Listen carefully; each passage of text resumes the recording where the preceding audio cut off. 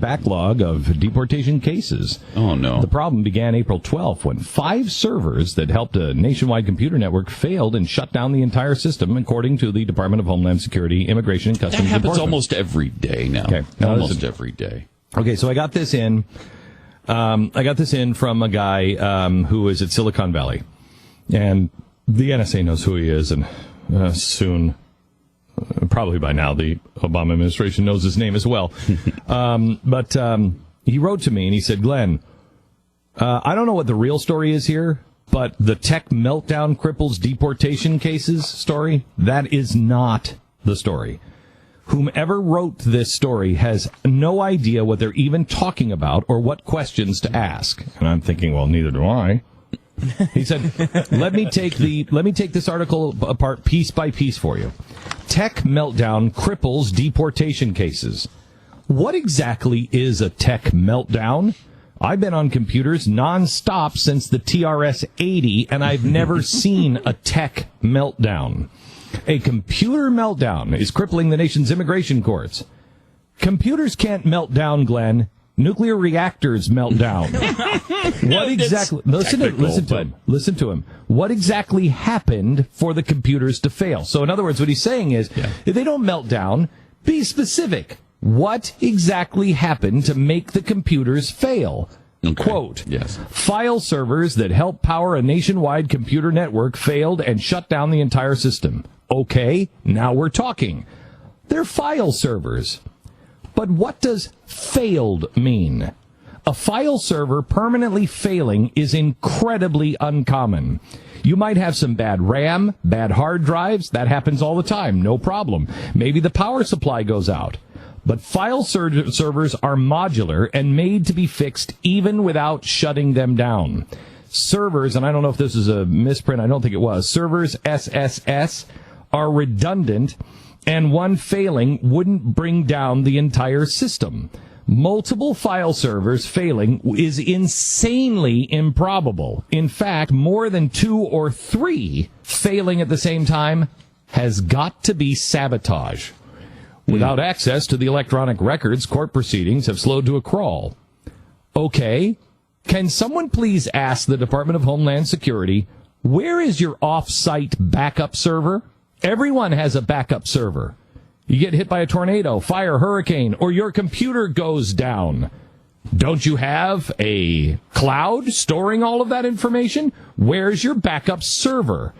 Even, Pointer has backup servers in another city. The parts needed to repair, this is quoting the story again, the parts needed to repair the busted servers located in Falls Church, Virginia, aren't expected to arrive for at least 2 weeks. Okay, Glenn. First, busted isn't a computer term. That makes it sound like they're physically broken. How in the world could that happen? File servers are kept, especially court records, are kept in wildly secure locations.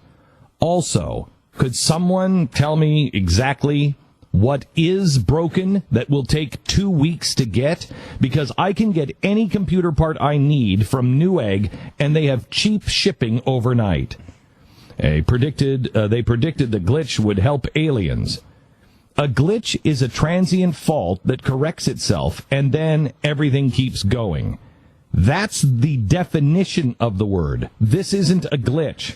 A statement posted on the Department of Homeland Justice website says a hardware failure has resulted in the agency's inability to perform some functions related to its computer system. Oh, so now they're saying that it's hardware.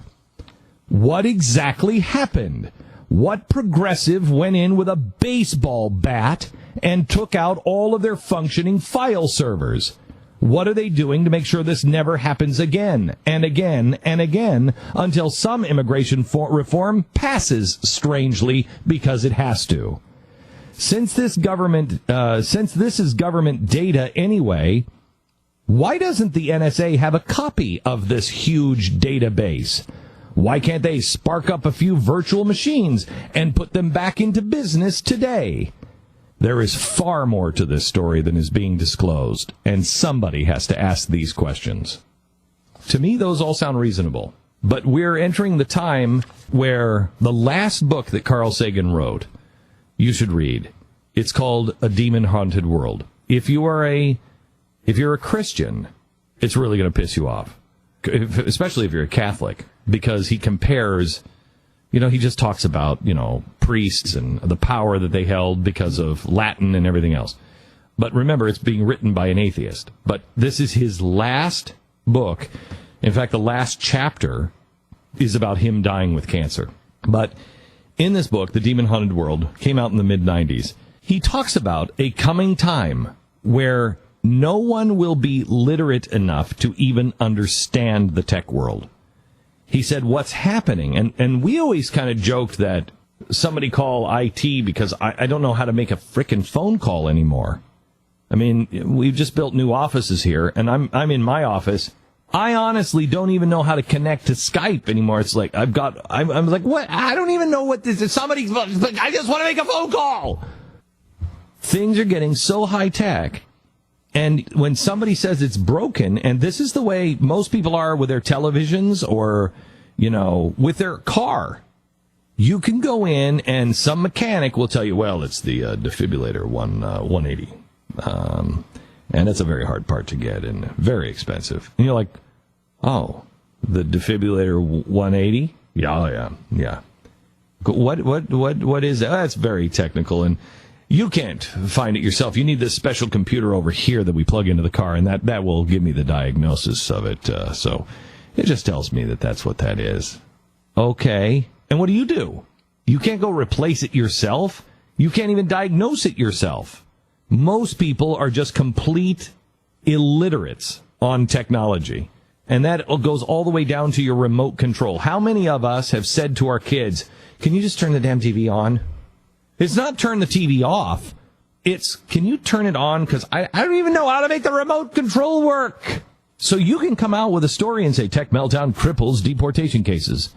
It's crawling. There's no information, no way to get it. And you don't even think, unless there's somebody like this guy in Silicon Valley who's like, wait a minute. You can fool a lot of people. You can't fool me. What are you talking about? It's a physical damage? Did you have a flood? You shut down the nation's court records? What physical damage caused that? Because those servers are highly secure. Have you ever been anywhere near Washington, D.C.? You've been to the National Archives? The National Archives go deep underground. Wall Street, all of the backups of Wall Street, everything is off of Manhattan. There's Manhattan, and they're backed up like every, 5 milliseconds off Manhattan. In case that goes down, somebody bombs it or something, they have all those records, and the compounds are incredibly secure. They are made to withstand tornadoes, floods, fires. What happened in Falls Church that made that computer break? What happened? How did that break? If somebody was there, were they walking, not watching what they were doing, and they tripped over the cord and pulled the computer off the table? What happened to these? We don't know what questions to even ask. We can be conned so quickly, and it's the way they got Obamacare through. You can be conned so quickly because you don't have all the facts. And the more they load it up with pages, remember 2,500 pages? You put 2,500 pages together that is all legalese that nobody even understands, they got you. Well, you don't understand. It was what you're talking about there. That's a problem. But that on page, did you read page 1850? Oh, if you didn't read page 1,850, you don't know what you're talking about. You're referring to something on page 36. But on page 741 and 1850, it completely explains that. And look, just leave it to us, the experts. Is our government intentionally slowing down the networks? Do we really have a system that cost you as much as it's cost you? How much? Look up Department of Homeland Security. This is a brand new agency. They're not using the old stuff. This is a brand new agency. And a Department of Homeland Security. So their files has got to be protected. It's not like, oh yeah, we're the Department of Agriculture. We're just seeing, how many cows are on farms. It's not like you're leaving those things unlocked. Find out what the Department of Homeland Security spent in Falls Church, Virginia, what they built and what they spent. I bet it's a fortune. Somebody needs to ask these questions. Yeah, because you know what this is about. It's another way out on not deporting. Enforcing the law, Yeah. on not deporting people, on not taking illegal immigration seriously. The Department of Homeland Security total budget $46.3 billion. By the way, Carbonite $59 a year in case they were back looking for up. a backup system. Yeah, a little backup there. Or do you have any doubt that if this, can you imagine this network? We have all those computer servers. You see our computer servers. No. We have all these computer servers up there. I have to have, we're moving in New York. To move in New York is like $7 million for this company. Why?